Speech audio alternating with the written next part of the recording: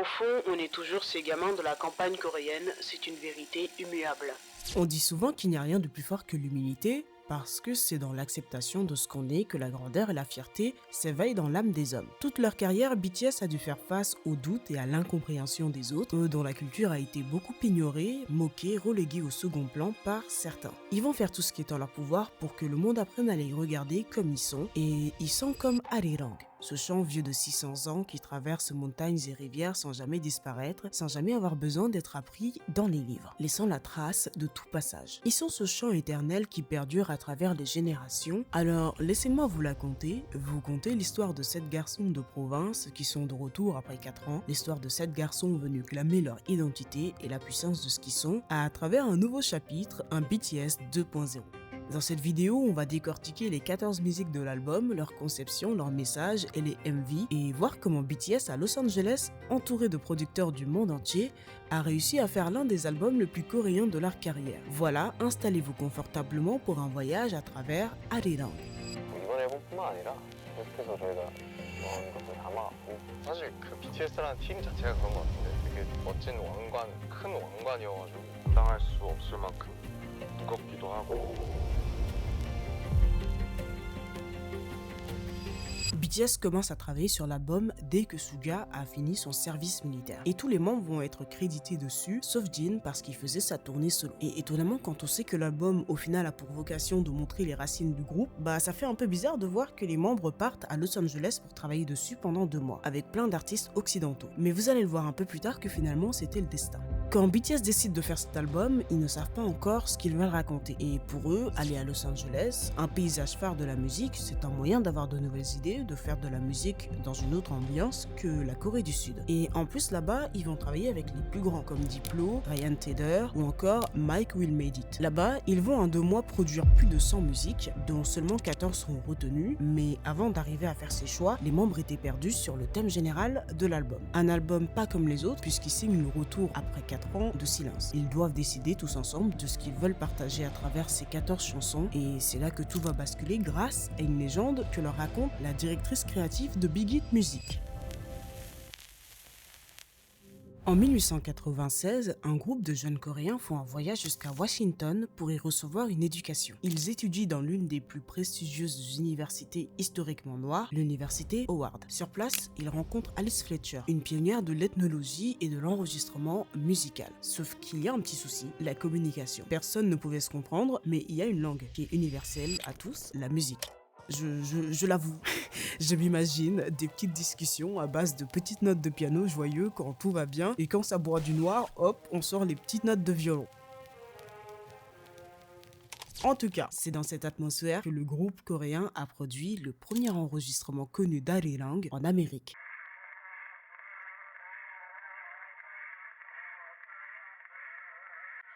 Ces jeunes Coréens, à l'autre bout du monde, ont laissé des traces de leur culture pour la première fois sur le sol américain. Et aujourd'hui, 130 ans plus tard, c'est au tour de 7 gars de province en Corée du Sud de marquer de leur empreinte le monde.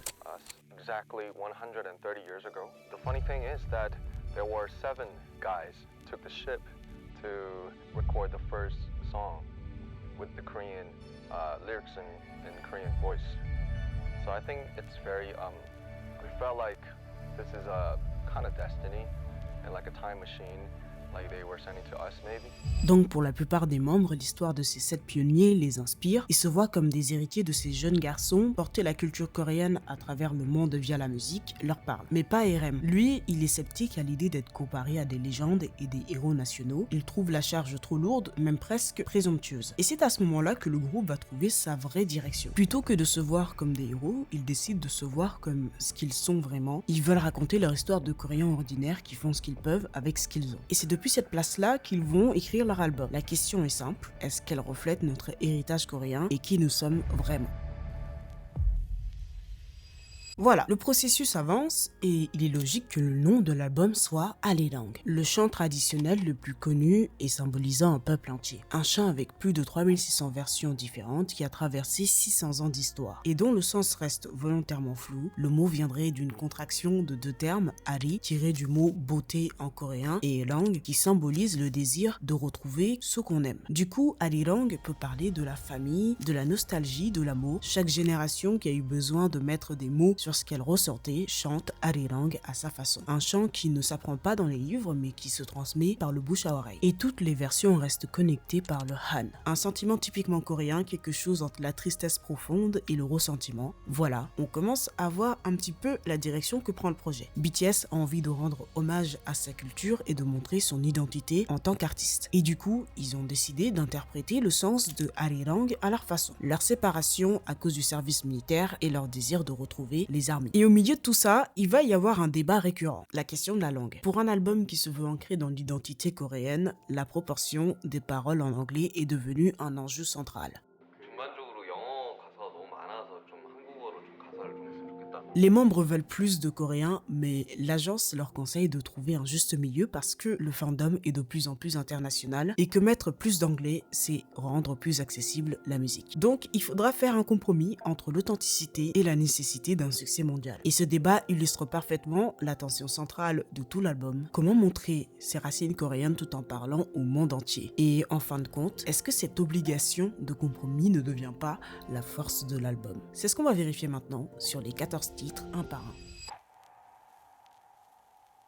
Body to Body, c'est certainement la chanson de l'année pour beaucoup. C'est ma musique préférée de l'album, et quelle façon de commencer tout simplement. C'est la musique festive, des retrouvailles entre BTS et les ARMY, et dès les premières secondes, RM pose le décor. J'ai besoin que le stade entier saute. Pose ton téléphone, allons nous amuser à fond. J'ai les yeux rivés sur le premier rang. L'ambiance est électrique, si on est honnête, l'ambiance est électrique. Faisons vibrer la salle. Avant de parler de ce que dit le morceau, il faut qu'on parle de ce qu'il a failli ne jamais être, parce que le sample de Arirang que l'on entend dans la musique a failli ne pas exister. Au départ, l'équipe voulait sampler la chanson Hand in Hand, le titre officiel des JO 1988 à Séoul. C'est le chant de la réconciliation mondiale des nations du monde entier réunies à Séoul. Le message se base sur les thèmes d'unité, d'harmonie, d'espoir et de destruction des barrières. Et dans ces paroles, il y a le mot Arirang. Main dans la main, nous pouvons commencer à comprendre. Abattre les murs nous sépare pour toujours. Arirang.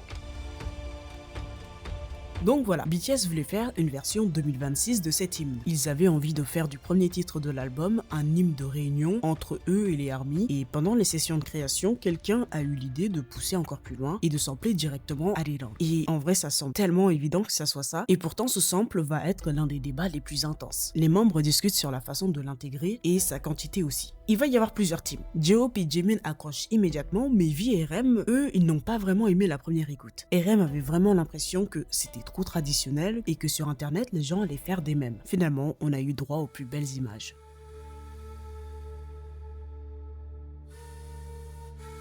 En réalité, leur plus grande peur, c'était vis-à-vis des Coréens. Ils avaient peur en tant que Coréens qu'on les critique en disant que BTS surfe sur la vague patriotique. C'est l'une des critiques les plus redoutées pour les artistes coréens, on appelle ça le gukpong. C'est être perçu non pas comme un artiste sincère, mais comme quelqu'un qui utilise les symboles sacrés de la Corée pour s'attirer les faveurs de l'opinion publique ou des autorités sans réelle profondeur artistique. Et BTS, ils se retrouvent dans une position un peu complexe. Ils sont fiers de représenter la Corée, mais ils restent un groupe très international aujourd'hui. Donc, utiliser un échantillon d'Arirang, certaines personnes y voient comme une stratégie forcée pour acheter l'identité coréenne. Je trouve ça assez fou, c'est comme si un groupe coréen avait peur d'être trop coréen pour son propre pays. De retour en Corée, l'équipe de HYBE leur présente une version avec un sample encore plus long et le groupe refuse catégoriquement. Ce sera le PDG Bang Si-hyuk qui va trancher. Il pense que BTS a bien plus à gagner en mettant le sample parce que les autres cultures, il y a beaucoup plus de chances que ça plaise. Avoir des références culturelles, ça plaît toujours. Et puis Bang Si-hyuk a raison sur un point, juste imaginez les stades entiers d'ARMY qui chantent Arirang. 70 000 personnes, c'est tout simplement iconique.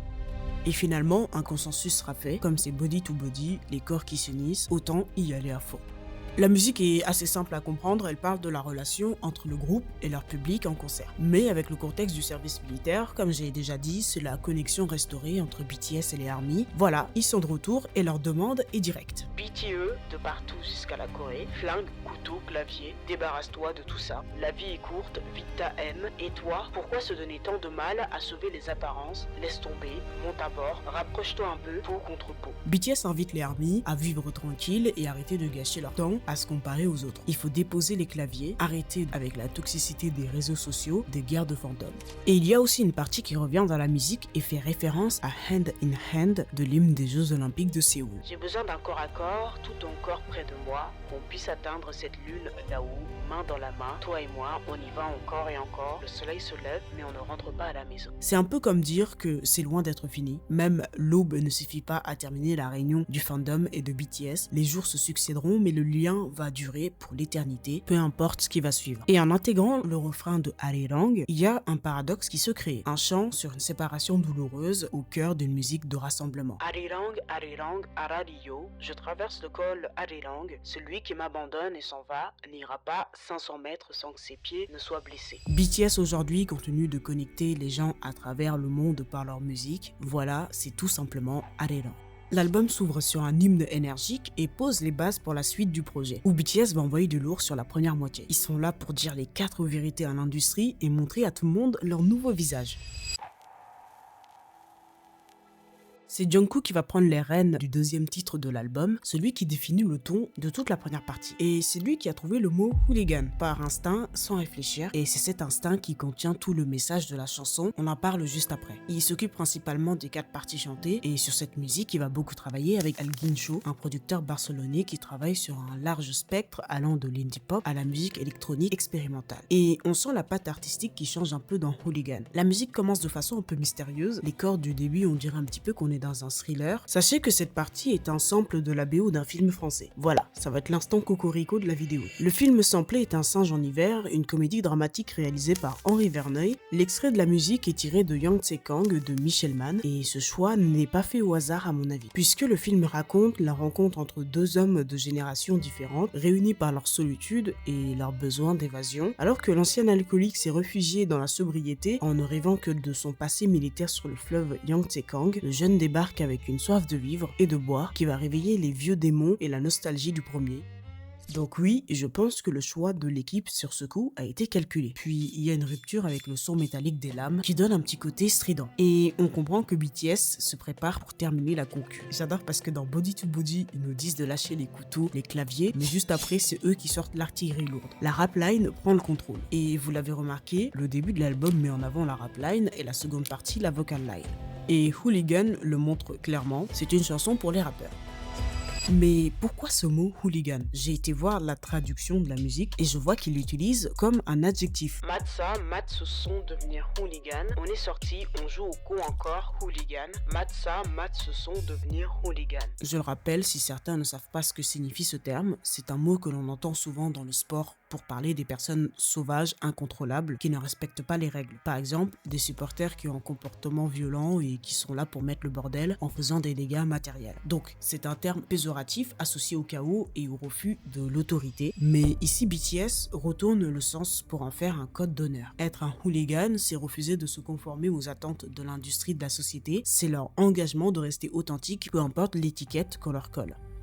Et notez bien cette façon de faire, prendre ce qu'on vous reproche et en faire une force, une arme, parce qu'on va le revoir tout au long de l'album. Et au milieu de ce morceau, BTS glisse quelque chose de discret et précis, une exclamation traditionnelle coréenne. Olse. Le mot vient des traditions musicales folkloriques du pays, notamment le pansori, l'art coréen du récit chanté, accompagné au janggu à double face, et le sanjo, un style musical inventé à la fin du 19e siècle, basé sur l'improvisation et permettant d'exprimer une grande variété de sentiments et d'émotions. Et le Olse, c'est une exclamation de joie et d'encouragement que l'on crie pendant une performance musicale traditionnelle. C'est l'équivalent coréen d'un olé espagnol ou d'un yé dans le jazz. Voilà, on reste dans la même logique que le sample de Arirang dans Body to Body. Et au milieu de tout ça, il y a des petites références aussi à d'autres cultures. Dans son couplet, Suga parle d'une créature mythique du folklore hispanique et portugais, El Cucuy, l'équivalent du croque-mitaine chez nous. Je deviens complètement fou, aidez-moi, comme le croque-mitaine, ça va sans dire. Et ce n'est certainement pas un hasard, puisque El Guincho a travaillé sur cette musique. musique. On comprend que ce morceau, c'est le refus de l'industrie musicale qui veut les mettre dans une case, et la métaphore la plus claire, c'est dans le passage de RM. On a mis le bordel, il va falloir une serpillière plus grande, ce qui est, il y a intérêt à ce qu'il y ait un pop là, tu vas entendre ce morceau tourner en boucle, ouais, en boucle, boucle, boucle.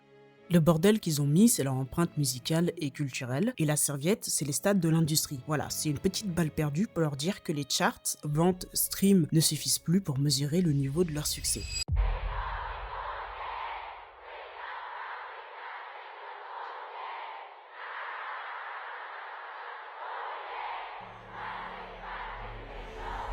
Et je trouve que la séquence dans le MV avec RM devant son micro entouré de mains argentées et de fils qui s'enfoncent comme des racines est tout simplement génial. Il y a deux sens pour moi, le micro matérialise l'industrie comme une machine froide et sans âme, mais BTS n'a pas peur d'y faire face, et d'un autre côté, ce micro aussi peut symboliser l'influence de BTS à travers le monde. Ils vont s'étendre avec leur style comme le feraient des racines qui envahissent un terrain, et leur expansion n'est pas prête de s'arrêter.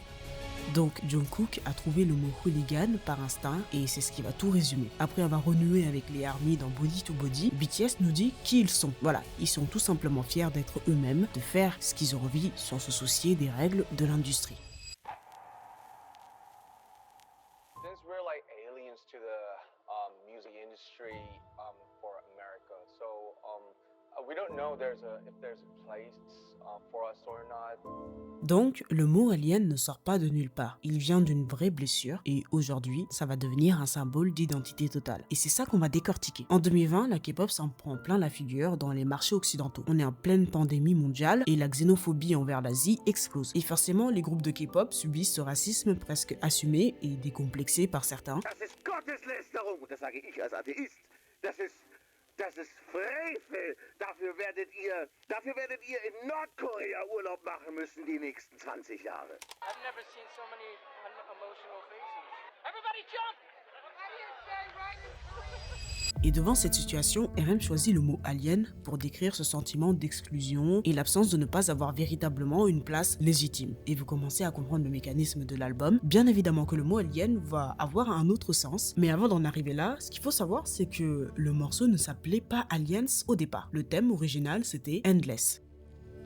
원래는 가사가 alien이 아니라 endless였는데 그게 endless가 이제 alien으로 바꿨으면 좋겠다고 아이디어를 내서 alien으로 바꿨죠. And the song was really catchy. It sounded nice, but you know, like it's something endless. Okay, maybe we need a more sharper, edgy thing. I don't know, like someone who came up with that idea, but endless and aliens, they sound really similar. So we changed to aliens, and I wrote the lyrics with, you know, we just claim ourselves as aliens to all those foreigners abroad, and it's something, you know, just a little like a humor and like sarcasm like that. C'est une musique produite entre autres par Mike Will Made It, l'un des producteurs les plus influents du hip-hop américain. Il est connu pour son travail avec Kendrick Lamar, notamment sur le titre Humble ou encore Hit Up de Rihanna. Et on reconnaît bien son style. Il est connu pour ses prods de Beatstrap et dans Alien, on le ressent bien. Faut le dire, ça rappelle les débuts de BTS avec des sons bien rap, bien énervés. Ça fait plaisir. Dans Aliens, BTS chante fièrement leurs différences. Ils voulaient parler de leurs racines, de leur culture coréenne. Et bah dans cette musique, on a tout. Aliens, ça peut être le meilleur refrain de tout l'album. De A à B jusqu'à Z,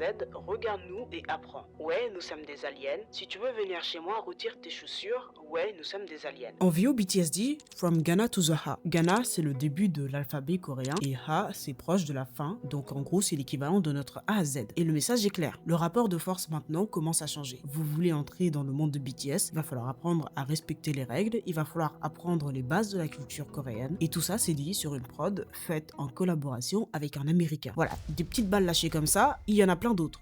Fais attention à tes manières, nous sommes des aliens, de l'Est le soleil se lève. Cette dernière phrase, c'est une métaphore puissante puisque la Corée du Sud se situe à l'Est, là où le soleil se lève. Et ça symbolise l'influence culturelle coréenne qui explose à l'échelle mondiale. Maintenant, on ne peut plus ignorer la vague Hallyu, comme la K-pop ou le cinéma coréen comme Parasite, Old Boy dont on va parler un peu plus tard, ou encore la K-beauty. La culture coréenne explose et c'est un fait avéré comme le soleil qui se lève à l'Est. Et juste avant le refrain, il y a J-Hope qui fait référence au Jungmori ainsi cycle rythmique traditionnel coréen utilisé dans la musique folklorique et la musique de cour, notamment dans le pansori et le samulnori. C'est la troisième fois qu'il y a un marqueur musical coréen au milieu d'un projet fait avec des occidentaux. Applaudis, secoue le Jongmori. Seigneur, ai-je l'air bizarre? Alors, qu'est-ce que tu veux faire? Juste bouge pour moi. Les paroles d'Alien sont remplies de références à la culture coréenne, du quotidien, jusqu'à même parler d'une figure majeure de l'histoire coréenne. Tu nous insultes toujours, la malchance se transforme en chance. Pardon, monsieur Kim-gu, dites-moi comment vous vous sentez.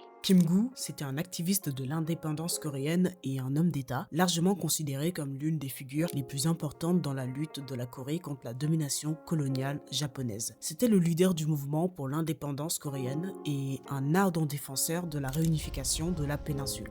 Ce n'est pas la première fois que RM parle de Kim-gu. RM l'avait cité dans son discours de remerciement au Daily Culture Award.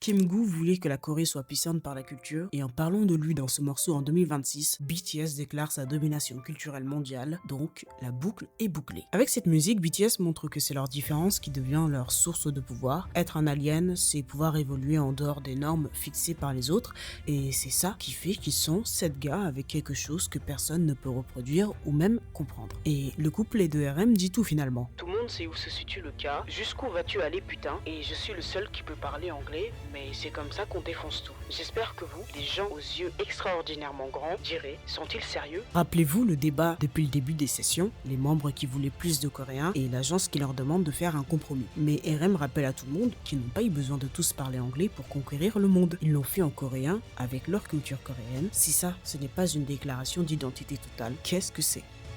Ils ne sont pas là pour se faire accepter, ils savent ce qu'ils valent et c'est ce qui les rend forts. En conclusion, ils sont venus marquer leur présence de façon permanente dans la culture populaire mondiale et je pense qu'on peut le dire, Alien, c'est vraiment le climax de la première partie. Tout est dit dedans. Mais ce n'est pas pour autant terminé. Fa et 2.0 continuent dans cet élan rude et puissant.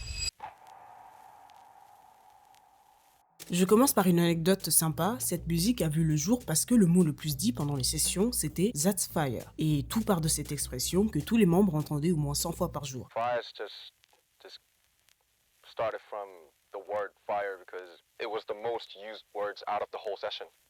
Like when somebody likes a beat or a word or an outfit, then it's like, that's fire, that's fire, that's fire. It's like 100 times a day. We hear it like every day, and then everybody started to use the word. Donc, ils se sont dit, pourquoi ne pas en faire une chanson qui s'appelle exactement comme ça? Et c'est ce qui va donner la musique la plus fun et la plus spontanée de l'album. En plus, c'est la dernière musique à être finalisée dans toute la production. C'est un peu une musique qui conclut leur aventure, mais aussi la première phase de l'album. Et l'équipe qui bosse dessus est très surprenante et elle mérite qu'on s'y attarde un peu. Entre autres, il y a Diplo, déjà présent dans Body to Body, et il est crédité sur 5 morceaux de l'album. C'est l'un des producteurs les plus prolifiques de la pop mondiale. Ce gars a quand même travaillé avec Madonna, Britney Spears, Justin Bieber, Beyoncé, G-Dragon et plein d'autres. Il est connu pour son style électro, trap et hip-hop, c'est lui qui apporte la dimension festive et dansante dans Fa. Et dans l'équipe de prod, il y a aussi Flume, un producteur australien de musique électronique expérimentale, connu pour ses sons avant-gardistes, ses textures sonores uniques et sa capacité à rendre accessible l'expérimental. Vous commencez un peu à comprendre pourquoi ce morceau sonne différemment. Et enfin, il y a JPEG Mafia, parolier et compositeur dans Fa, et lui, il fait partie des rappeurs et producteurs avant-gardistes les plus étranges du rap américain. Il a une esthétique délibérément anti-commerciale et expérimentale, c'est vraiment une figure culte du rap underground. Et faire travailler toutes ces personnes ensemble, c'est une décision assez folle mais brillante, qui donne une ambiance dingue sur la musique. Je ne sais pas comment vous dire, mais quand j'écoute la musique, j'ai l'impression de me retrouver dans un autre univers. Et la raison vient peut-être du fait que le son se base sur le Jersey Club. C'est un style de musique qui émerge au début des années 2000 à Newark, dans le New Jersey, dans les soirées underground des quartiers noirs. Et dans ce genre musical, les morceaux sont pensés pour les danses associées à ce genre. Le tempo est rapide, 135 à 140 BPM, et le style est surtout caractérisé par un bruit de sommier qui grince. Et comme c'est inspiré par la culture hip-hop, il y a beaucoup de samples de tout genre, des morceaux pop ou R&B ultra connus, des émissions de télé, etc. Bon, dans Fa, BTS n'utilise pas de samples, par contre dans le texte, ils font référence à des icônes de la pop comme Michael Jackson et Britney Spears. Tout Tout le club devient fou, ça pourrait te rendre viral. Ce soir, je me lâche à fond façon thriller. Tout le monde devient dingue, comme Britney Baby, frappe-moi encore une fois. Why we use the Britney and Michael Jackson is there because they are truly icons and nobody just, doesn't know them. Je ne peux pas m'empêcher de faire un petit parallèle avec Fire sorti en 2016. En plus, ils ont fait un mash-up dans le concert. J'ai juste envie de dire finalement, c'est l'ancien BTS et la version 2.0 qui se rejoignent. Même s'ils ont changé, cette énergie débordante est toujours là. Et de toute façon, Fire, c'est l'explosion après avoir posé les bases dans les 3 premiers sons. 2.0 est la conclusion de la phase 1 et le point de bascule de tout l'album. C'est le morceau où BTS règle ses comptes avec la concurrence et finalement qui sont réellement leurs adversaires. Et vous allez voir, leur réponse, c'est du BTS tout craché. 2.0, c'est une idée de Jeo. Il a eu le concept de comparer BTS à un logiciel de mise à jour. Après la mise à jour, on passe en vitesse 2. Ça a remis le feu aux poudres, ici et là, 10 sur 10. Maintenant jette-les, ces vieux déchets inutiles. On va les ramasser, ces vieux trucs, et on retournera travailler dur en toute tranquillité. Ils se voient comme une amélioration d'eux-mêmes, même au niveau de la performance. Le groupe montre une autre image, une facette plus décontractée. Et ils peuvent se le permettre après plus de 10 ans de carrière. Voilà. Le début de la musique, avec le couplet de Suga, donne immédiatement le ton. Ouais, comme Bangtan, plus facile à dire qu'à faire. Ils essaient de sauter au-dessus de nous, tout le temps comme si on était un cheval d'arçon. C'est drôle, mais honnêtement, ce n'est pas drôle du tout. Tu vois, ils n'ont aucune chance face aux 10 années que nous avons passées à construire tout ça. En 2013, BTS avait choisi de s'appeler Bangtan Sonyeondan, les garçons à l'épreuve des balles. Ils se présentaient comme un bouclier résistant face aux critiques et aux pressions sociales, et aujourd'hui Bangtan montre leur puissance. Voilà, c'est une petite pique, ils ont mis la barre tellement haute que c'est simple de dire leur nom, mais le faire c'est une autre histoire. Actually, 2.0 is, it's about a lot of things. I also thought about haters. Just like, I think there are really people who just pray with a bottle of water in their home and then just please BTS just go fall down. Just please BTS just break apart and collapse. I think there are people something like that. And just we're thinking about, it's like, okay guys, for 2-3 years we have been apart, like, to all the ministry. And 3 years passed, and people are still, there are armies like waiting for us. The world is waiting for us. So you guys had your little fun, and then knock knock and pew pew, oh bye. Oui, BTS est là pour rappeler aux rageux qui y sont. C'est la seule fois dans l'album où ils parlent explicitement des détraqueurs. Pas ceux-là, hein. On s'arrête à ton quartier, on va toquer à ta porte. Tu t'es bien amusé, mec? Je suis venu chercher ce qui m'appartient. Ils viennent régler leurs affaires, mais avec un côté plus posé, plus cool. Ils n'ont plus rien à prouver, ils vont juste continuer leur chemin, évoluer de la meilleure façon possible. Et en interview, on leur pose carrément la question, contre qui vous battez-vous vraiment dans cette chanson? 보다는 결국 우리의 경쟁 상대는 우리라고 생각이 들어서 우리의 다음 스텝은 무엇인가, 그러니까 우리의 그 전의 모습을 어떻게 깰 것인가를 저는 좀 생각을 했었던 것 같아요. 그래서 Ils sont revenus pour ceux qui les attendaient. Leur objectif est de montrer un nouveau visage, une meilleure version d'eux-mêmes aux ARMY. En fait, ils ont fait un contrat avec eux-mêmes. Et pour l'illustrer, BTS va chercher dans le cinéma coréen. Le MV de 2.0 fait référence à une icône du cinéma coréen, Park Chan-wook. Le MV s'inspire de son film Old Boy, c'est l'un des films les plus importants du cinéma coréen moderne. En 2020, The Guardian l'a classé 3e parmi les classiques du cinéma sud-coréen moderne. Il a remporté le Grand Prix au Festival de Cannes en 2004. Ce film a eu un impact tellement immense sur l'industrie cinématographique coréenne qu'il a essentiellement pavé la voie aux œuvres coréennes qui vont arriver après. Old Boy se positionne comme une critique de la société et il va définir une grande partie du cinéma coréen pour le public international. Parasite, Mother ou encore la série Squid Game. BTS va reprendre la scène la plus iconique du film et certainement l'une des plus iconiques du cinéma, le combat dans le couloir, où le protagoniste se bat seul contre des dizaines d'hommes. Le réalisateur a révélé que cette séquence était une métaphore des obstacles de la vie à la fois tragiques et absurdes. Et dedans, les membres affrontent ce couloir, non pas avec des armes, mais avec leur danse et leur musique. L'art est un moyen tout aussi puissant que les armes. Eux qui ont dû partir pendant 4 ans, ils reviennent en faisant face aux obstacles et en affirmant leur nouvelle version, leur identité et la racine.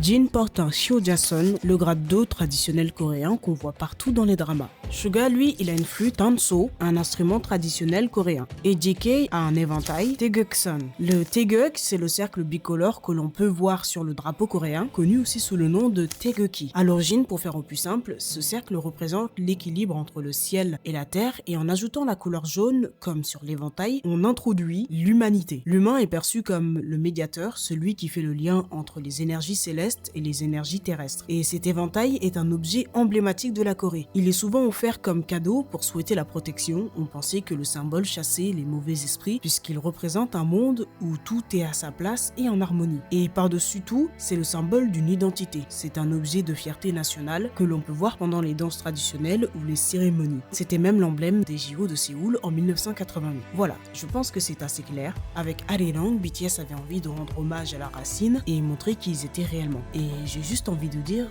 oui, ils ont réussi. Et la séquence finale de l'ascenseur résume tout, avec le 2.0 en cours de chargement que l'on voit à l'écran. Les membres reviennent plus que jamais sereins après de longues années à passer des obstacles. Cette partie de l'album, avec les 5 premiers morceaux, ont été une démonstration de puissance. Vous ne saviez pas qui était BTS, bah maintenant vous avez compris. Et après avoir tiré quelques petites balles à droite à gauche dans cette phase 1, BTS va faire un petit entracte, une petite minute de silence pour l'industrie. Blague à part, numéro 29 fait référence à la cloche sacrée du roi Sondok, une cloche historique en bronze désignée comme étant le 29e trésor national de Corée du Sud. Le son dure exactement 1 minute 37 avant de s'évanouir complètement, et ça permet d'avoir un petit interlude avant de revenir dans une ambiance un peu plus intime, plus introspective dans la phase 2. Swim, c'est le single principal de l'album, et c'est vrai que j'ai été assez étonné par la douceur de la musique quand j'ai découvert le MV. Mais en y repensant, elle mérite sa place. Cette chanson est le centre de l'album, de par sa position, mais aussi par son message, et Jimin le dit. Swim a une signification très spéciale dans notre nouvel album. Si l'album parle de nos racines et de nos émotions profondes, Swim représente notre présent, là où nous sommes maintenant. BTS ont eu beaucoup de mal à choisir le single, et choisir Swim c'était plutôt courageux, parce que quand tu reviens après 4 ans, les gens s'attendent à un retour puissant, avec une musique entraînante, mais là, le groupe revient avec un morceau calme, et surtout un morceau 100% en anglais. Il dure 2 minutes 30, on ne voit pas de danse dans le MV, mais où est passée la K-pop que l'on connaît ? Mais finalement, est-ce que ce risque n'est pas la meilleure des décisions ? Je m'explique. BTS, ils ont envie de montrer qu'ils ont changé, qu'ils ont grandi, ils ne sont plus les jeunes garçons de 19 ans, maintenant ils sont tous dans la trentaine, donc c'est logique de ne plus avoir le même message à partager et c'est logique de ne plus avoir le même style de musique. Et ce comeback est la meilleure chance qu'ils aient pour proposer autre chose. 어른 이야기를 하려고 좀 많이 했던 것 같아요. 하고 멋있는 노래고 확실히 변화하는 노래네. 그건 맞아요. 뭔가 좀 어른의 느낌을 풍겨야 될 것 같아요. RM est le principal auteur de Swim, et le message que lui et le groupe veulent partager, c'est qu'il faut continuer d'avancer. La vie n'est pas linéaire, on doit lutter, surmonter les problèmes, il ne faut pas s'arrêter de nager. Un monde cruel, parti au loin, je me réveille toujours dans ce monde fou.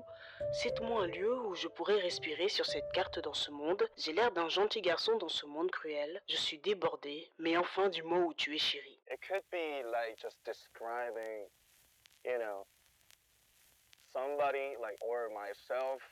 Almost give up, but not give up like 100%. Voilà, le son est simple en réalité à comprendre, mais extrêmement important. Et c'est exactement ça qu'on peut voir dans le MV. Déjà, le bateau sur lequel il navigue s'appelle Arirang.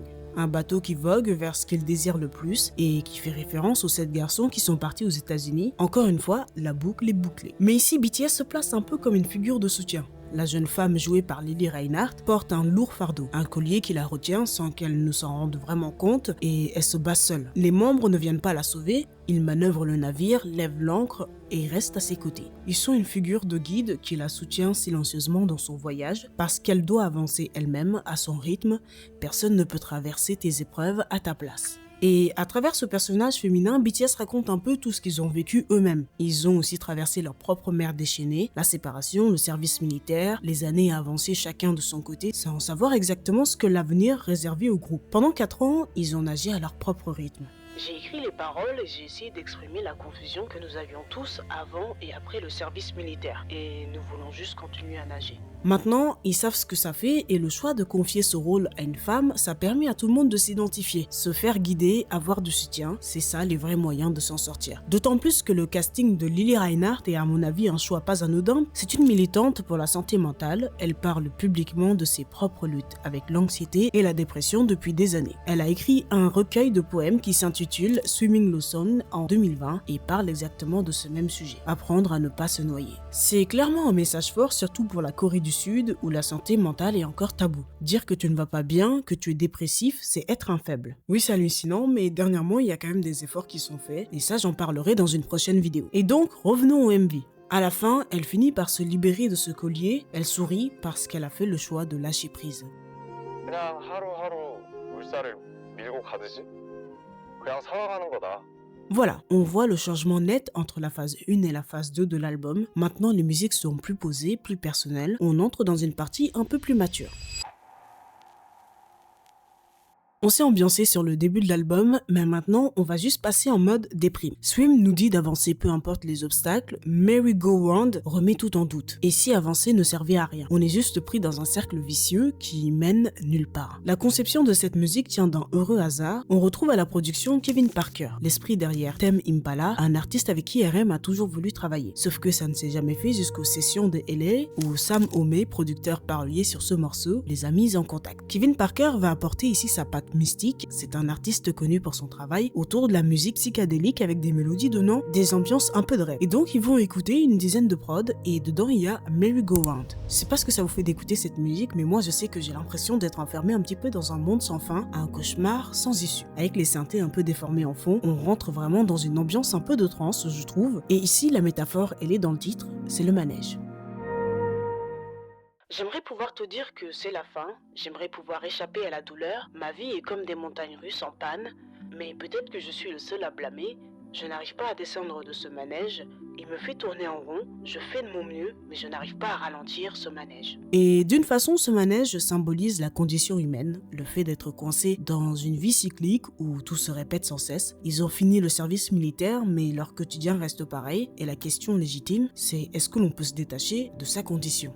On dirait que je suis devenu adulte, mais bon, mes soucis sont toujours les mêmes. Dans notre quotidien répétitif, un manège ou une roue de hamster, c'est la même chose, une course effrénée dans le labyrinthe, des questions sans réponse. Tout le monde sourit et fait semblant d'aller bien, tout le monde.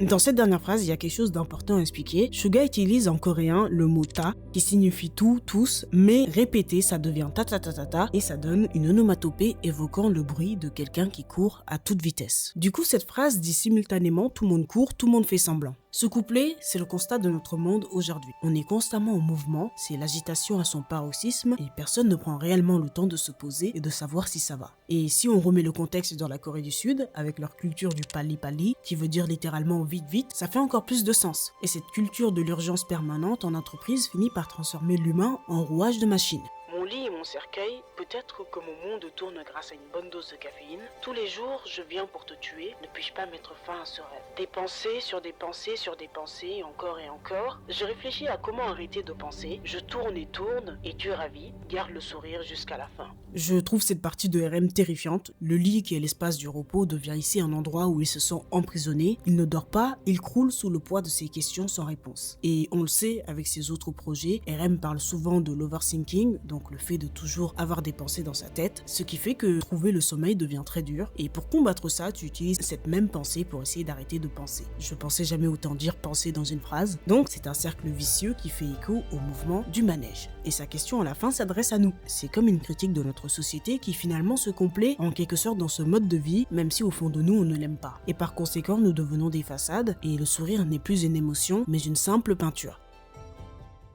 J'ai juste envie de dire une chose, posez-vous, posons-nous, n'oublions pas de descendre et de faire un petit arrêt, c'est normal, c'est vital. Cette chanson parle de la répétitivité de la vie comme un carrousel et de l'endurance face à ce cycle quotidien. J'espère que cette chanson pourra être pour les ARMY, ceux qui traversent des moments difficiles ou qui se sentent dépassés, une source de réconfort, même pour un instant.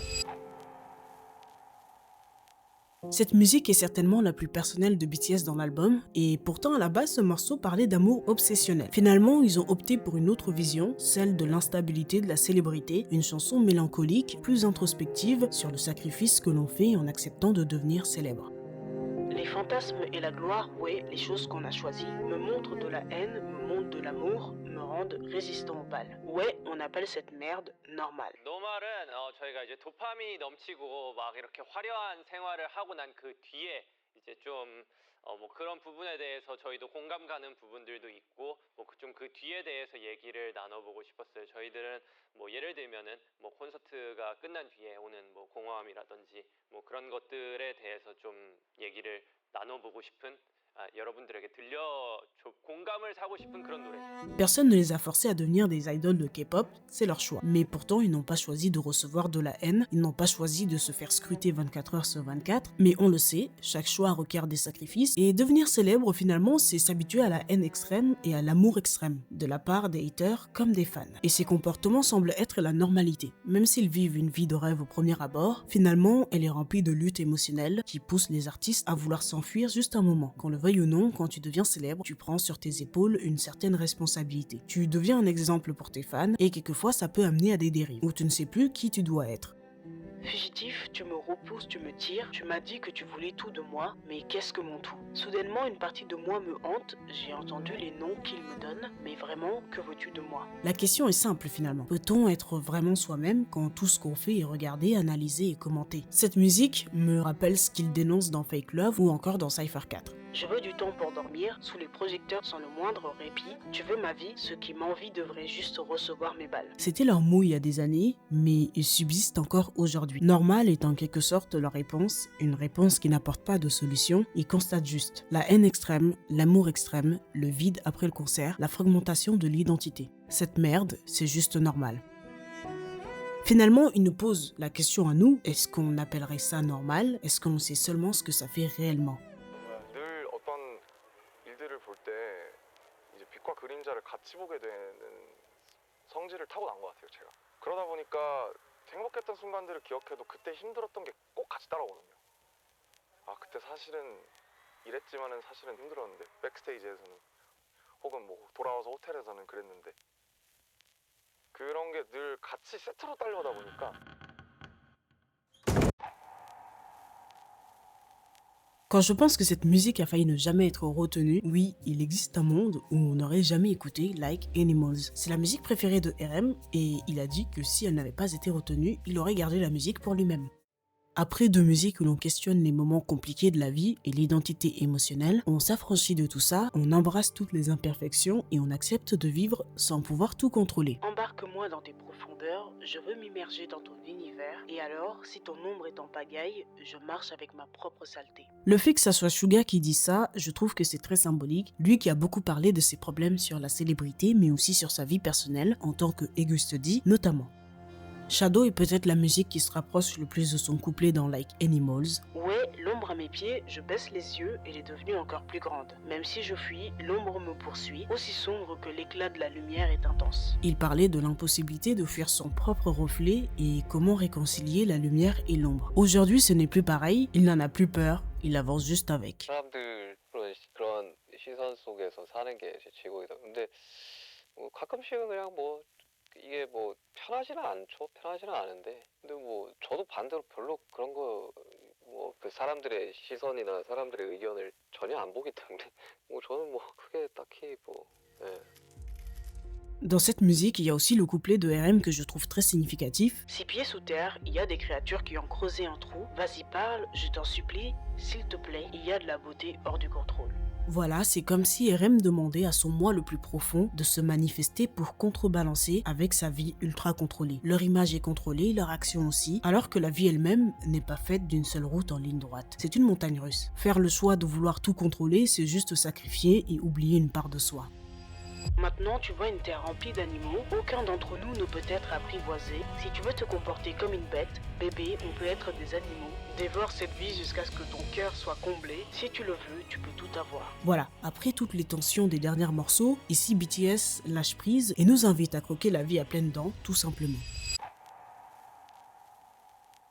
Ce morceau a initialement commencé avec l'idée et le concept de « Tu me fais me sentir faible ». Il est mené par Jimin et la musique va évoluer vers quelque chose de beaucoup plus large, la question de la perception des fans envers eux. BTS repousse les mythes qui les entourent et le fait qu'on les mette sur un piédestal. Ce sont des asiatiques hors normes, des êtres héroïques, trop difficiles à briser. On ne comprend pas, nous sommes simplement sept humains. Tu dis que nous avons changé, nous sommes les mêmes. Ici, on est sur une critique de la relation parasociale qu'il peut y avoir entre l'artiste et ses fans. N'oublions pas qu'on ne les connaît pas là, à part sous le prisme de leur activité, on ne sait rien des personnes avec qui on n'a jamais discuté et avec qui on n'a rien vécu. Tout le monde comprend l'histoire qu'ils vont entendre, ils sont célèbres à cause de ça, c'est sûr. Nous sommes juste des grands garçons, alias des chonhom, c'est juste une tendance, juste ferme-la. Ici, le mot chonhom est important, ça signifie pecno ou gars de la campagne que le groupe utilise pour se décrire. C'est vrai que c'est un mot puissant, mais en Corée du Sud, ils l'utilisent avec une légère ironie pour dire « je ne suis pas sophistiqué, je suis juste un gars ordinaire ». Donc c'est une façon d'insister que malgré leur succès, ils ne sont pas devenus des dieux pour autant.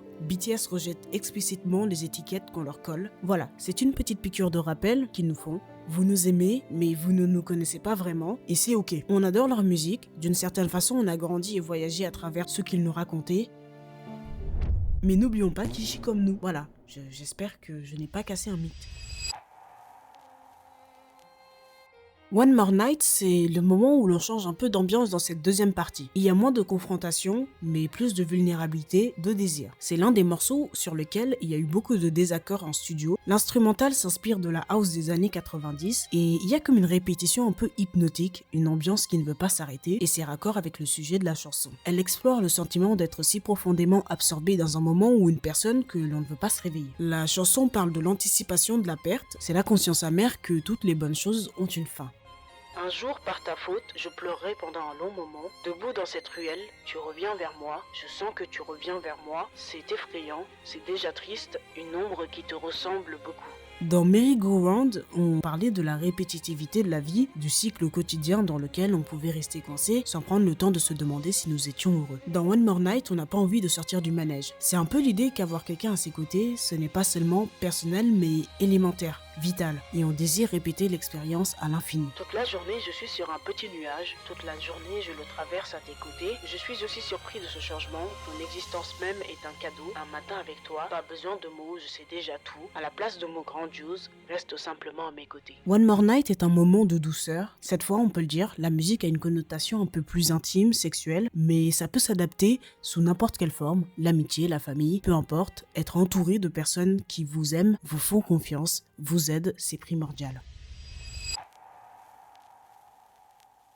Please est la seule musique de l'album à être produite tout seul. C'est Tyler Spry qui est à la production et ce n'est pas n'importe qui. Il a coécrit et coproduit DTMF de Bad Bunny, la première chanson entièrement en espagnol à atteindre le sommet du Billboard Hot 100. Et en tant que producteur de l'album du même nom, il a remporté les Grammy Awards de l'album de l'année et du meilleur album de musique urbaine. Et dans Arirang, il travaille aussi sur Swim. La production de Please commence plusieurs mois avant que BTS ne soit à Los Angeles et Tyler Spry avait commencé à pitcher des idées à l'équipe dès le début de 2025. Et la moindre des choses qu'on peut dire, c'est que c'était un sacré bordel, parce que Tyler n'était pas sur place et P-Dog lui envoyait des enregistrements au milieu de la nuit. Voilà, fête d'anniversaire ou non, il arrêtait tout pour écouter les mix qu'on lui envoyait. Et d'ailleurs, il va déclarer à Billboard: Je suis vraiment fier de faire partie de cet album parce que comme DTMF, il ressemble à une profonde représentation de ce qu'ils sont en tant qu'artistes et du pays dont ils viennent. Please, c'est l'avant-dernier morceau de l'album et juste avant, on a eu des chansons d'angoisse et d'identité, des chansons d'acceptation et de désir, et maintenant on est sur une musique qui conclut un peu tout ce chemin émotionnel parcouru. La musique est plus légère, on arrête de se poser des questions, le but est tout simplement de faire le maximum pour continuer à s'approcher des personnes que l'on aime malgré tout. Il y a eu Like Animals qui nous disait de libérer notre côté primaire et oser laisser s'exprimer l'incontrôlable. Ici, on met en avant la vulnérabilité, l'amour est à la fois comme un refuge et une bataille, quelque chose pour lequel il vaut la peine de se battre. Un combat nécessitant à la fois une détermination et une vulnérabilité. Si c'est là où tu te trouves, je te suivrai. Je peux aisément courir à travers un chemin de ronces pour toi. Tu le sais, le monde se tient toujours entre nous et à la fin nous tournons en rond pour retourner au point de départ. Bébé, oh s'il te plaît, lorsque le monde se met entre nous, bébé, oh s'il te plaît, je ferai un pas de plus vers toi. Et tant qu'à faire un pas de plus vers autrui, suivons-nous dans le soleil. Into the Sun, c'est le dernier morceau de l'album et c'est l'une des musiques dont V s'est occupé. Et j'ai envie de dire qu'à mon avis, tous les fans s'en sont un peu doutés. L'aventure se termine donc avec cet homme qui court vers la lumière, vers le soleil comme chaleur, comme bonheur, comme promesse. Après toutes ces tensions, ces questionnements, cette fatigue émotionnelle dans l'album, il y a quand même une lumière qui attend, un endroit vers lequel courir. Tu m'appelles, je cours dans les jours sombres et trouve le soleil. Je me fous de la distance, juste attends l'aube. Cette musique, c'est un peu comme une chanson d'espoir. On pourrait voir le message dans le sens de s'abandonner à ce que l'on ressent et de prendre des risques pour ce qu'on désire vraiment. En fait, ce morceau est vraiment la conclusion ultime de l'album. On comprend qu'il n'y a pas qu'une seule réponse. Dans Normal, BTS questionné et contesté. Dans Like Animals, il nous invite à lâcher prise. Mais dans Into the Sun, en plus de lâcher prise, on nous dit de s'élancer, faisant écho à Swim, le single de l'album. Et je trouve que le couplet de RM le montre bien. Les heures entre chien et loup, le compas des bêtes brisées, notre refuge, les humains qui se révoltent comme ils respirent, face à ces sentiments qui persistent, je veux rentrer chez moi. Où tu te trouves, là où l'herbe pousse et les étoiles prennent place, passe-moi le feu dans cette huile, tu es rayonnante et la lune ne se lèvera peut-être pas ce soir, et si le temps vient à manquer, je poursuivrai ce sentiment sans jamais me laisser distancer. Le couplet parle de toutes les incertitudes et blessures qu'il peut y avoir, mais malgré ça, au fond, les gens continuent de se battre, de trouver cette direction qui peut tout changer. Et dans tout ce processus, on peut être amené à prendre des risques, même si le résultat n'arrive pas. Il ne faut pas abandonner parce qu'ici, le plus important, comme on l'entend depuis le début de l'album, c'est continuer d'avancer, de nager, de courir vers le soleil pour devenir une version 2.0 de soi.